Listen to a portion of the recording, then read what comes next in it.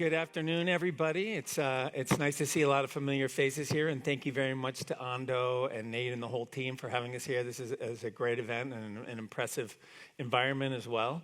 Let me just start by saying I'm Brett Redfern. I am Panorama Financial Markets. I ran the Division of Trading and Markets under the last Trump administration. Under Jay Clayton, I worked very closely with Bill Hinman, who was the Director of Corporate Finance. Bill is he is now an advisor to A16Z and a senior advisor at Simpson Thacher. We also have with us more from the now Commissioner Summer Mersinger from the CFTC. It's great to have her here. She's been there since March 2022 and has consistently advocated for clear regulatory frameworks for digital assets and crypto. And of course, Chris Giancarlo, the former chair of the CFTC. He's also known as Crypto Dad, author of the book Crypto Dad, now published in Japanese, everybody should know, and senior counsel also and co-chair of Wilkie Farr's Digital Works practice. So with that in mind, let's dive in. We are here to talk about a lot of what we expect we might see in the next 2 to 4 years with respect to policy in digital assets and in crypto generally. It's a very interesting time, as you all know. We have a change of administration. We have substantial influence coming in from the crypto lobby. Great expectations for significant, additional clarity and breakthroughs in crypto policy. But I think with that being said, there's also a great awareness that acts of Congress don't come quickly. They take a long time to implement. They're subject to a lot of negotiation and compromise, and they rarely deliver everything that is hoped for. And certainly also the CFTC and the SEC are limited by existing statutes. There's a lot of litigation that they've been facing, and that some people might have liked the way that worked in the last few years, but that can also cut back and the other way now. And so it's going to be tough, and we're trying to have today a discussion of kind of a clear, informed, and sober view of what we think we can expect with all of this environment in place. I think the first thing that we want to talk about is all of the enforcement activity that's been out there. We all know that there's been a lot of litigation, regulation by enforcement. We're excited to turn the page from that particular environment. And so I think the first question I want to throw out to our panelists here is, understanding that none of you can speak to any of the specific cases that are out there, and that wouldn't really be appropriate, certainly, for acting commissioner. At a high level, I'm curious, what do you think happens with all this litigation that is out there? Do you think cases are going to be dropped? Do you think that they're going to be settled? Or do you think that we're actually going to see crypto policy being formed in the process of that settlement process? And maybe I'll kind of open it up to see who wants to go first on that. I'll start if you want. Well, I think it is a new day on the enforcement front. In conversations we're having with people in the building, it looks like a lot of the enforcement staff have been reassigned from the crypto enforcement team to other positions, still largely in enforcement. The tone in the building is one of, it won't be regulation by enforcement. It will be, there'll still be cases where there's fraud. There's still a lot of, things across all the industries that the SEC regulates where fraud is still going to be a prime concern. The gotcha cases, again, across the industries where maybe the laws hadn't been as clear, not just in crypto, but in other areas as well, I think are going to take much less of a priority. I think right now, going into this administration, there probably were about 10% of the enforcement personnel allocated to crypto cases. I think that'll get scaled way back. Whether cases will settle and whether law will be made in those situations, hard to predict. I do think many cases will go on the back burner. I think people will have an opportunity to settle if they like. We might see the SEC start to use 21A again a little bit more, which is a way to resolve a case where you don't have a financial penalty, particularly in cases where the law hadn't been clear.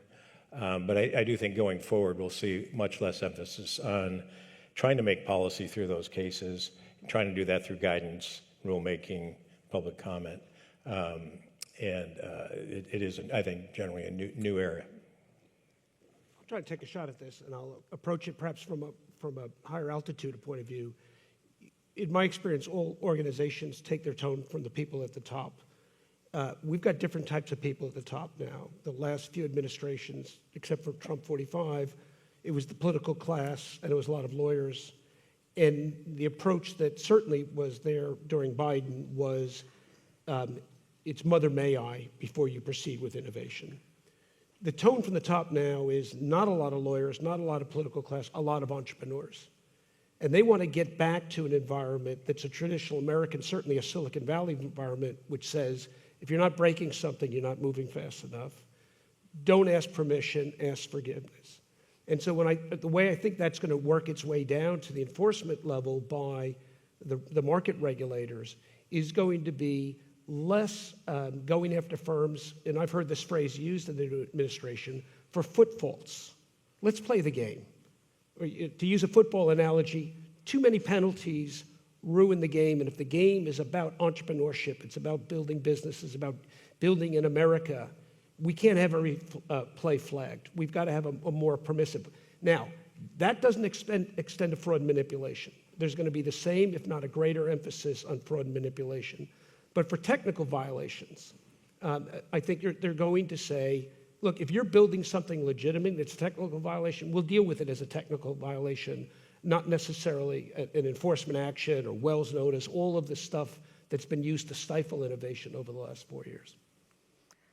And I'll give my quick legal disclaimer that I have to give as a government employee that the views I share today are my own and not necessarily those of the commissioner, my fellow commissioners. So I kind of put these cases in two buckets. There's the bucket of fraud. And I've always been a little frustrated that everyone has called it crypto fraud because in my experience from what I've seen, they just call it crypto fraud, but it's fraud. They take your money, they misappropriate it, no crypto's purchased. That's not going to go away. We will still see, in fact, we may see more of those cases because we will have enforcement focused on that sort of activity where they should be focused because there's a lot of people losing a lot of money with the name crypto involved, but no cryptos being bought or sold. So the idea of crypto fraud, I think, is a very unfair term. It's just fraud. It's no different than any other fraud that's been perpetrated over, many, many years. Those cases will continue. We may even see more, and it's important that we continue those enforcement efforts. Where we won't see as much is this idea of, what we have done with a few cases that I've spoken out against is we have brought registration violations. And what's even more frustrating about this is sometimes we'll say in the settlement, you failed to register as maybe a contract market, maybe as a swap execution facility, maybe as a clearinghouse. We're not sure. We're not sure what you failed to register at, but you failed to register, and so we're going to ask you for a settlement. And at the end of the day, there's actually no way for these entities to come in and register as any one of those categories. So we're going to get away from that. If the idea is to get people in to register, we're going to provide some clarity, help them, how do we do this? How do we make this work? And let our enforcement team focus on what is really important, which is rooting out fraud in the markets. That's fantastic. So we're going to pivot now to Congress and legislation. So I think a lot of us understand that a lot of statutory authority is probably needed in some of the areas where that statutory authority is not particularly clear. We had a brief prep call, and even since then, we've had more announcements. Senator Bill Hagerty announced that he's going to introduce new stablecoin legislation. We all know the Digital Asset Subcommittee in the Senate is being led by Senator Lummis, who is obviously leading on the Lummis-Gillibrand bill with Senator Gillibrand. Congressman French Hill, who ran the Digital Asset Subcommittee, is now running the House Financial Services Committee. So there's a lot of optimism in Congress and certainly a very pro-crypto attitude. So my question now is what do you want to see and what do you expect to see can get done in the next 2 years between stablecoin, market structure legislation, or anything else? Bill, you want to kick us off? Sure. Well, I do think the stablecoin legislation that's been proposed in the Senate looks pretty good. And I expect, and French Hill said this the other day, that something very similar will get introduced in the House. I think as an industry, that's terrific to have some clarity there. It's one of the easier things for the Senate and the House to work on together and to get out there, and it's a good first step. I think the framework legislation is going to be tougher. French had indicated that they're going to start again with Fit 21. Many in the room probably had various issues with Fit 21. No one loved it in its entirety. There was some bifurcations there between the SEC's jurisdiction and ATS markets and the CFTC having a general market framework regime. So I think that's going to get addressed and worked out. He did say there'll be some improvements. But I think that's going to take time. In the same way that it's going to take time for the SEC to kind of turn over a new leaf to really come through with some concrete evidence that now this is a more hospitable regulatory approach. I think it's going to take a while for the Congress to actually move and to get the consensus from the agencies. One of the things that marked the last 4 years was that there was not a lot of technical assistance being given by the SEC or the CFTC, probably even less from the SEC than the CFTC, to Congress as they try to grapple with these issues. They're tough. They're ones that are very technical and where they really benefit from SEC and CFTC advice. That's going to be available again. And I think you'll see Fit 21 and whatever happens in the Senate have much more input from the agencies, and so that's going to take a little time. In the meantime, I think we will see interesting things going on in the agency. At some point, I'd love to chat about those, but let's stay focused on the legislation right now. Great. Brett, I was at I gave a talk at the RNC convention in Milwaukee in August on crypto in the Trump administration, and I said that I saw Trump proceeding in three buckets: the easy, the more difficult, and the very difficult. The easy was getting rid of bad policy. The more difficult was delivering on the promises made in Nashville in July, and the difficult was actually getting good policy. So what we're seeing that play out exactly like that. Getting rid of bad policy is actually moving at lightning speed. We've already gotten rid of, or at least we're in the process of getting rid of debanking, and the work that's being done by the acting chair at the FDIC to reveal how much debanking was going on and the hearings that are taking place on the Hill. We're getting rid of the hostility to self-hosting of wallets. We're getting rid of the hostility to crypto custody with the repeal of SOB 21. And we're getting rid of regulation by enforcement simply by firing the regulators, the enforcement regulators. So the getting rid of bad policy is happening very quickly. The delivering on promises of a crypto council, promises of a Bitcoin stockpile, the promises of perhaps capital gains reduction or elimination on crypto transactions, promises that were made in Nashville. We're seeing just the other day with David Sachs and the executive order of studies on a stockpile and other things. So the promises are being delivered on. They're going to take a little bit more time, but they're being delivered on. But the hardest thing, of course, now it's one thing to get rid of the bad policy of the last 4 years. Getting to good policy is challenging, and Bill just noted the work that's being done. You noted as well in the House and the Senate. But then there's also work to be done at the agencies. And my former agency, the CFTC, has a very good principles-based approach. And so I think it's demonstrated that it can work with that. But I think further work, as Caroline explained, is being done. At the SEC, pathways need to be developed. And I'm very optimistic that under Acting Chair Ueda, but also once Paul Atkins is confirmed and arrived with the help of Hester Peirce and her new task force, those pathways are going to be developed. So, he promised a lot.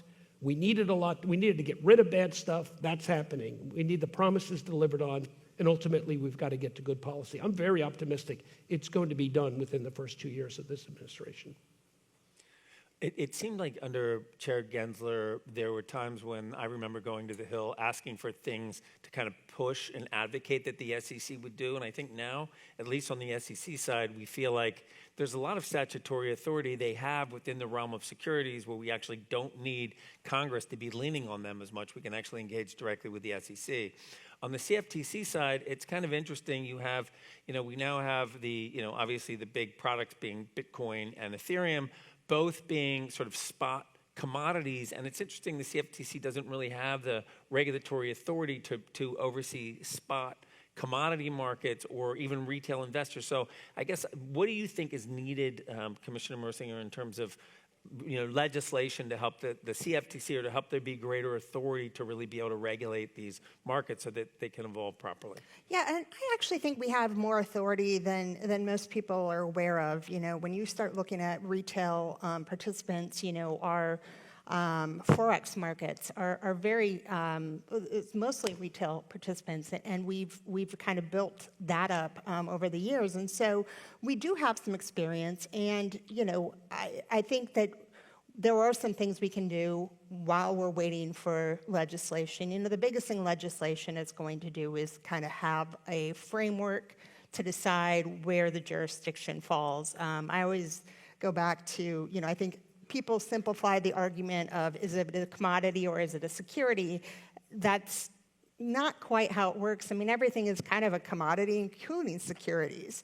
But once the SEC calls it a security, then it's out of our jurisdiction. And so, putting a framework around that so we can have some clarity there. But, there are things that we can do. We have some exemptive authority at the agency that we could use. There are opportunities to expand, kind of our regulatory remit while we're waiting for Congress. The other thing I think the two agencies could do is, we could sit down tomorrow and come up with a list of what's already known. What's a commodity, what's a security, what falls in SEC jurisdiction, what falls, kind of in the CFTC's area, and how did we come to those conclusions? Putting that out publicly so people have an idea going forward, again, while we're waiting for legislation. So I think there's a lot that we can do before getting to bills. But I do, at the end of the day, a market structure bill is important, but it's gonna take time. Congress does not move fast. They have a lot on their agenda, and I'm glad that they're focused on this. But I think it's going to be, maybe not a first year of Congress thing, maybe a second year of Congress. It is interesting. I'm dying to jump into this. Go right in there. Please do. Because I often feel that sometimes SEC people are from Mars and CFTC people are from Venus, and they speak in different languages. We mix this up particularly well, so we could have the SEC. Absolutely. And you've got us in the middle, by the way. Yeah. We're squeezed here. But often I'll hear SEC people say, well, in CFTC world, you guys don't have investor protections. And I say, well, we got anti-fraud, we've got anti-market manipulation. When I press my SEC friends, it ultimately comes down, but you don't have a disclosure regime. Well, of course we don't, because commodities don't have promoters. When Mother Nature produces oil and gas, she doesn't issue a prospectus, right? There is no central promoters. Look, we're both in the business of alleviating information asymmetries, but in an SEC world, the way you alleviate that is you get the promoters to tell the world everything they know that the world doesn't know. In the SEC world, there is nothing that a gold mine knows that the rest of the world doesn't know. And so we address information asymmetries differently. We rely on market sources. Oh, there are hundreds of gold reports. Oh, there are hundreds of oil reports. In fact, you just go onto Twitter and you get a Bitcoin report by the second.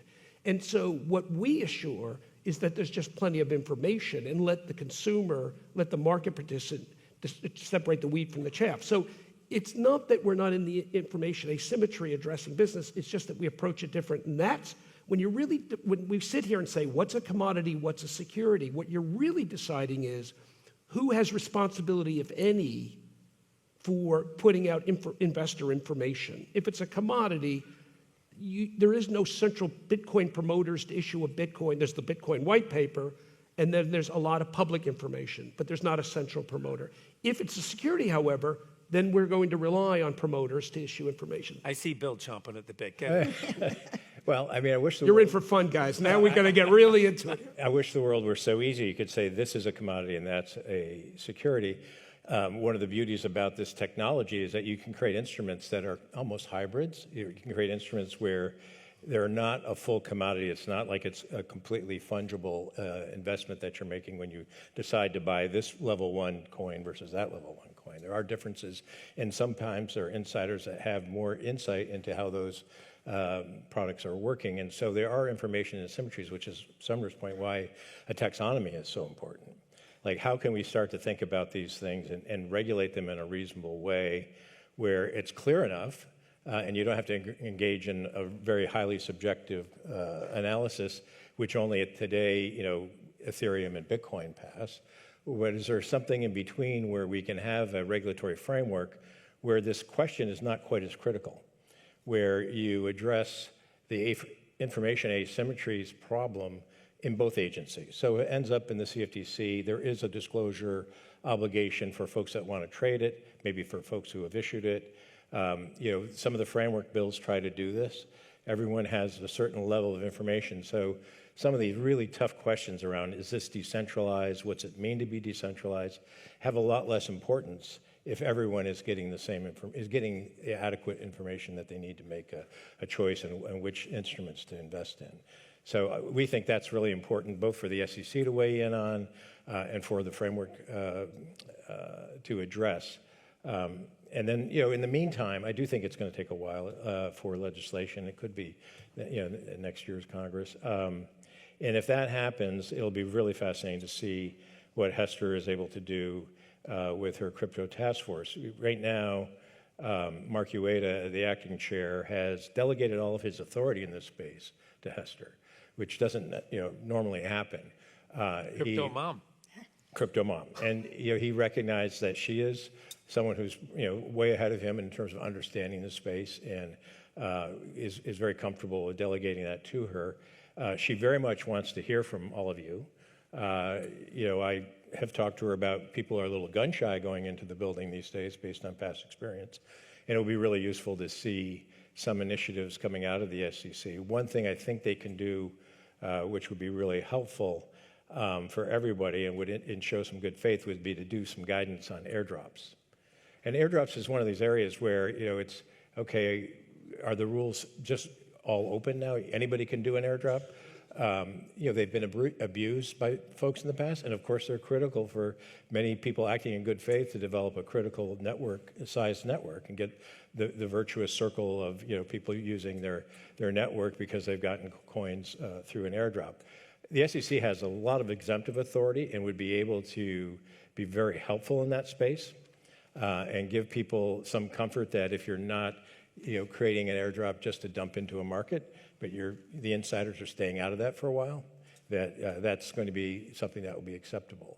So there's things like that. If you have ideas where that is helpful to your ecosystem, I would encourage you to feel free to talk to the SEC. In the meantime, we're trying to encourage them to take the first step and to show some good faith there. But there are areas like that where even though it's a new environment and people are going to be much more apt to be entertaining and comfortable with new ideas, I do think there's going to be specifics where they can give guidance and we can help them. I'm sure most of you have seen Commissioner Peirce's speech from earlier this week on the journey forward, and I think it's a really good thing to look at because it is encouraging people to engage, to send in your ideas, to come in and visit. So I think that's hugely helpful. I can say that when I was there, those sorts of things were really helpful. Just to close out the point, the CFTC point, I can say this, that when Chris was chair, we had a very good working relationship. There was a lot of communication. We had an MOU on security-based swaps in Title VII. And I think in the last 4 years that got a little more tense. Maybe the communication wasn't as fluid as it could have been. I'm very hopeful that we will get there and that will sort of heal itself and we'll have a very productive conversation because clearly the two really need to get together, right? Yeah, and to that point, I think that the working relationship is so good now going forward that people have decided that maybe the two agencies can merge. So I don't agree with that, but no, we right now the kind of setup with acting chairman Ueda and Commissioner Peirce, acting chair Pham, and myself, we talk. The four of us talk all the time. We don't all get together because that might be a Sunshine Act violation, but we talk to each other and we discuss what's going on and what's happening and what we're thinking about. We should have these ongoing conversations. It shouldn't be a once every 6 months because you have to get on the phone. These should be ongoing relationships, and we have that now, and I think that's only going to get better as we go forward. Maybe in the government efficiency thing, they could put you on one building and you guys could have lunch together. Hester thinks that's a great idea. In fact, she said if I move in next to her, she will make me coffee every day.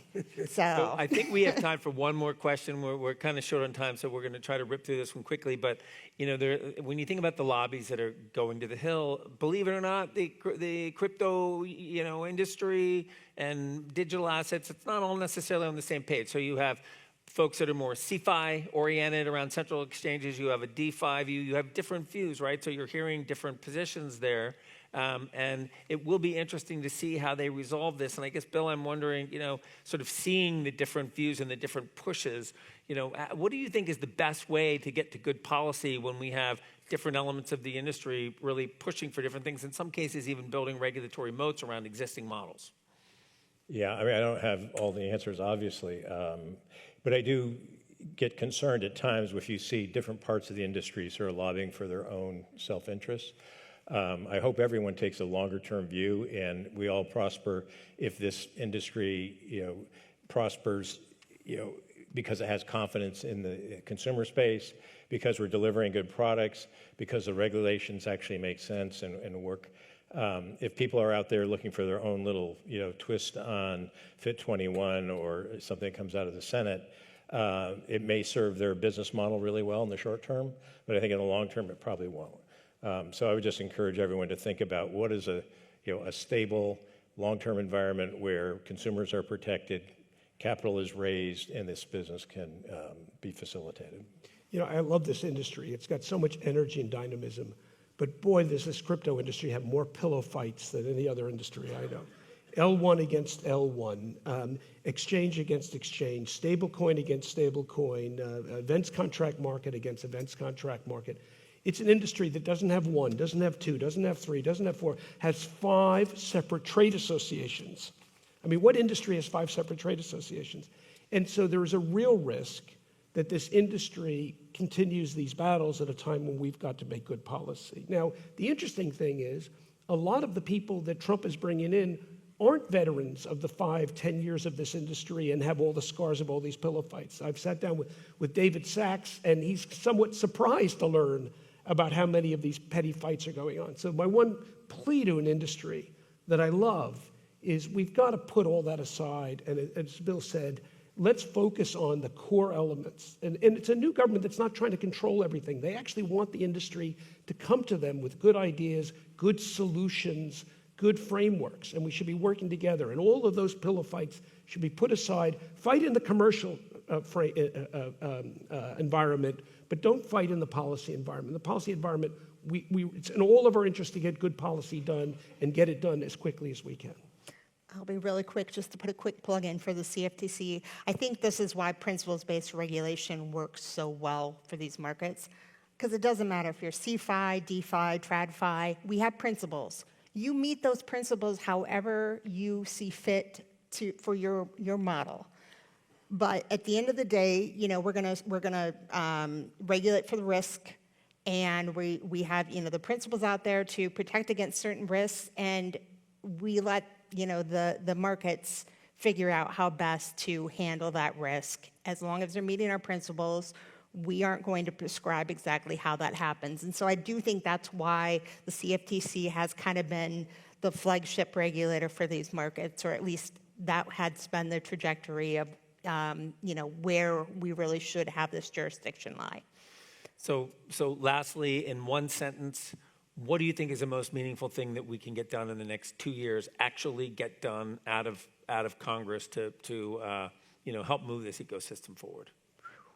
Well, I think stablecoins gets done. The question is whether we can get a Fit 21 or some version of it done as well. I think the same thing in terms of what you expect from Congress. I do think you want to see a lot more coming out of the agencies as well, in terms of there's a lot of policy, a lot of exemptive authority, and a lot of things that can be done there to actually help the industry. And they have an open mind to bringing people in and hearing and listening, and so we should take advantage of that. I spent 15 years in Congress, and so my expectations are really low. I think the biggest accomplishment I would like to see are the committees all working together, House and Senate, Agriculture, Financial Services, Banking Committee, all of them recognizing that they have a seat at the table. That's the only way this is going to get done. And so that's what I'm hopeful, and I think that we will actually get that far at least. Thank you all so much. Let's thank this round of panelists.